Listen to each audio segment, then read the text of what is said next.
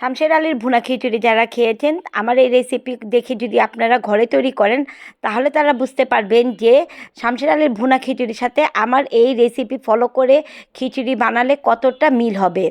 যেগুলো tips and tricks আমি এখানে বলবো সেগুলো যদি হুবহু ফলো করেন তাহলে একেবারে শামশের আলী ভুনা খিচুড়ির মতোই আপনাদের স্বাদটা থাকবে। আর সব কিন্তু টিপসগুলো অবশ্যই আপনাদের এখানে ফলো করতে হবে। প্রথমেই আমি এখানে হাফ কাপের মতো মুগ ডাল নিয়েছি। মুগ ডালটাকে জাস্ট কিছুক্ষণ একটু ভেজে নিয়ে সিদ্ধ করে নিব। মুগ ডালটাকে বেশি ভাজতে যাবেন না। এখন একটি বড় পাতিলে আমি রান্নার তেল দিয়ে নিয়েছি, এর মধ্যে পেঁয়াজ কুচি দিব। পেঁয়াজ কুচিটা খিচুড়ি রান্নাতে অবশ্যই একটু বেশি পরিমাণ দিবেন, তাহলে খিচুড়িটা একটু মাখা মাখা হবে। অল্প পেঁয়াজের রান্না কখনোই করবেন, একটু বেশি পরিমাণে এখানে পেঁয়াজটা আমি দিয়েছি।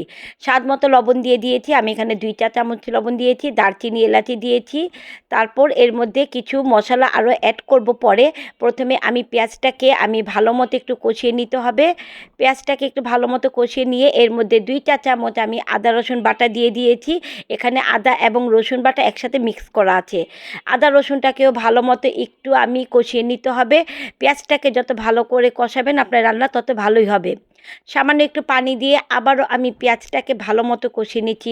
আপনারা এখানে অবশ্যই ভালো মতো পেঁয়াজটাকে না কষিয়ে কোনো রকম মশলা দিবেন না। অবশ্যই ভালো মতো পেঁয়াজটাকে কষিয়ে তারপর আমি এখানে হলুদ গুঁড়া, মরিচ গুঁড়া, ধনিয়া গুঁড়া এবং এর মধ্যে সব রকমের মিলানো মশলা, যেটাকে আমরা গরম মশলা বলি, ঘরের গরম মশলা, এখানে 1 চা চামচের মতো আমি দিয়ে দিয়েছি। আপনারা এখানে চাইলে বাইরেরও গরম মশলা দিতে পারেন। সামান্য একটু পানি দিয়ে আবারও এখন আমি মশলাটাকে ভালো মতো কষিয়ে নিব। যত ভালো মতো মশলা কষাবেন তত ভালোই আপনার রান্নাটা হবে। এখন এর মধ্যে একটা বড় সাইজের আমি টমেটো কুচি দিয়ে দিয়েছি, আপনারা চাইলে আরেকটা দিতে পারেন। আমি একটা বড় সাইজের ছিল বলে একটা দিয়েছি। এখন টমেটোটাকে ভালো মতো এর মধ্যে কষিয়ে নিতে হবে। আপনি যদি সব টিপস অ্যান্ড ট্রিক্স ফলো করে করেন তাহলে আপনার রান্নাও হবে অনেক স্বাদের। এখন এর মধ্যে আমি চাল দিব, চালটাকে ভালো মতো ভেজে নিব। চাল দিয়েছি 750 গ্রাম, যেটা আমি পটের মাপে মাপতে গেলে 3 পট হয়। এবং হাফ কাপের মতো মসুর ডাল এর মধ্যে অ্যাড করে ধুয়ে ভালো মতো দিয়ে দিয়েছি। বাসায় যে আমি চাল মাপার কোটা রেখেছি, কনডেন্স মিল্কের কোটা দিয়ে আমি চাল মাপি, সেই মাপের আমি 3 পট দিয়েছি। আর সেভাবে যদি আপনি না দেন তাহলে 750 গ্রাম চাল এখানে দিয়েছি এবং হাফ কাপের মতো মসুর ডাল, দুটাকে ভালো মতো মিক্স করে ধুয়ে নিয়ে এখন কিছুক্ষণ একটু ভেজে নিচ্ছি। এখন এর মধ্যে আমি পর্যাপ্ত পরিমাণ পানি দিয়ে দিব। 3 কাপ চালের মধ্যে 4.5 কাপ পানি দিতে হয়।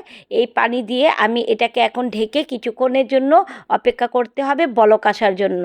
যে পট দিয়ে মাপবেন সেই পটে 3 কাপ চাল দিলে 4.5 কাপ পানি দিয়েছি আমি। এখন এটাকে ঢেকে বলক আসার জন্য অপেক্ষা করতে হবে। বলকটা চলেই এসেছে। এখন এর মধ্যে যেটা করতে হবে, যে ডালগুলো আমি সিদ্ধ করে রেখেছিলাম, মুগ ডাল এবং হাফ কাপ বুটের ডাল আমি সিদ্ধ করে রেখেছিলাম, ওই ডালগুলো এখন দিব। এই ডালগুলো পরে দিলে হয় কি, আপনার খিচুড়ি রান্নার মধ্যে ডালগুলো একটু দেখা যায়। এই ডালগুলো যদি প্রথমেই দেন তাহলে আপনার চালের সাথে ডালগুলো একেবারে মিক্স হয়ে যায়। এই টিপস অ্যান্ড ট্রিক্সটা আপনারা অবশ্যই ফলো করবেন। আমি এখানে হাফ কাপের মতো বুট ডাল সিদ্ধ করে রেখেছিলাম এবং মুগের ডালটা আমি ভেজে যেটা সিদ্ধ করে রেখেছিলাম। এখন সব কিছু একটু ভালোভাবে মিক্স করে এটাকে আমি দমে রেখে দিব। ডালগুলো অবশ্যই আপনারা পরে দেওয়ার চেষ্টা করবেন। এভাবে একটি চুলায় এখন আমি নিচে একটা তাওয়া দিয়ে একেবারে লো আঁচে ঢাকনা দিয়ে এভাবে একটা পাতলা কাপড় দিয়ে ঢেকে রেখেছি। কিছুক্ষণ পর ফিরে এসেছি, আমাদের রান্নাটা হয়ে গিয়েছে। এর উপরে আমি ধনিয়া পাতা কুচি দিয়েছি, আপনারা চাইলে এখানে পুদিনা পাতা কুচিয়ে দিতে পারেন, কিন্তু ধনিয়া পাতা কুচিটা দিলেই ভালো লাগবে। এখন একটু ভালো মতো মিক্স করে নিব, উপর নিচ করে একেবারে মিক্স করে নিব। আমার রান্নাটা হয়ে গিয়েছে, আমি পরিবেশন করে নিব। এই খিচুড়ি রান্না করে কিন্তু আমি ঘরের সবার প্রশংসা জিতে নিয়েছি। আপনিও কিন্তু এই রেসিপি ফলো করে রান্না করে ঘরের সবার প্রশংসা জিতে নিতে পারেন।